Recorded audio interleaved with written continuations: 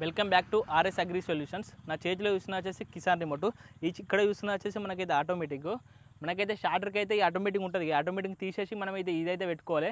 చాలామంది అడుగుతున్నారు అన్న ఓన్లీ రిమోటే ఉంటుంది అంటే రిమోట్ ఉంటుంది. ఈ ఆటోమేటిక్ ప్లేస్లో మనం ఇదైతే పెట్టుకోవాలి.